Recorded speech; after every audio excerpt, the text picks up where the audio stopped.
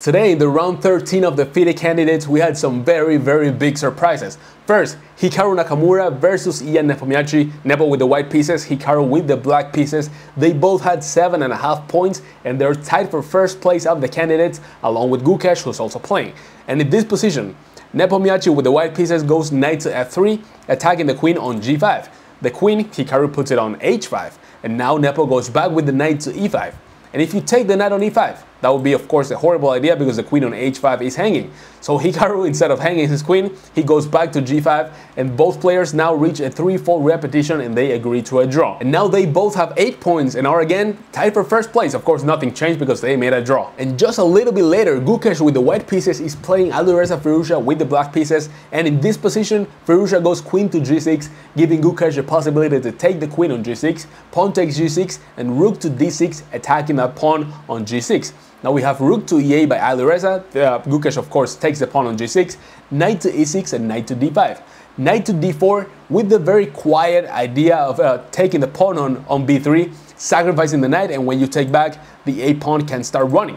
You cannot defend it with the rook this way because, of course, the b7 pawn is defending that square, but the rook could go to g1, preventing this pawn from promoting. So that idea is not valid, but it's a possibility for the future. Now we have rook to b6 by Gukesh, both defending the b3 pawn and attacking the pawn on b7 at the same time. Knight to c2, and this is a very bad inaccuracy for Alireza. Now Gukesh simply takes the pawn on b7, threatening to go knight to f6, attacking the rook on e8, and threatening checkmate on h7 at the same time. So Alireza goes rook to e6, preventing this knight from joining the party on f6. Rook to e7 by Gukesh, offering a rook trade, and now we have rook to h6, attacking the pawn on h3. Pawn to c5, the knight goes to d4, and now king to g2, protecting the pawn on h3. Now Alireza goes rook to g6 check, the king goes to f2, and Alireza repeats move. Of course, he would love a draw by repetition here because he's way worse in this position.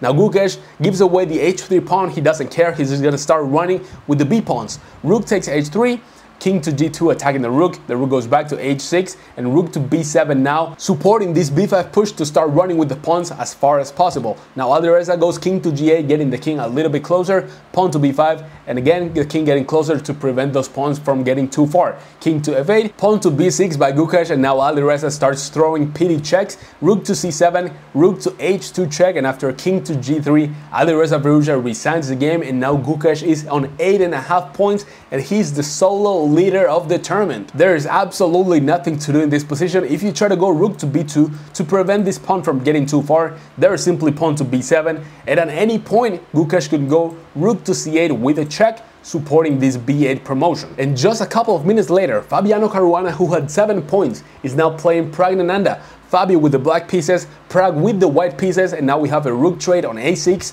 pawn to g6, and Praggnanandhaa is going to promote. There is simply no way to stop that. Fabi goes pawn to a2, we have g7, and they both make a queen, and now Fabiano, again with the black pieces, goes with the killer, queen to a2, check, and that is pinning the king to the queen.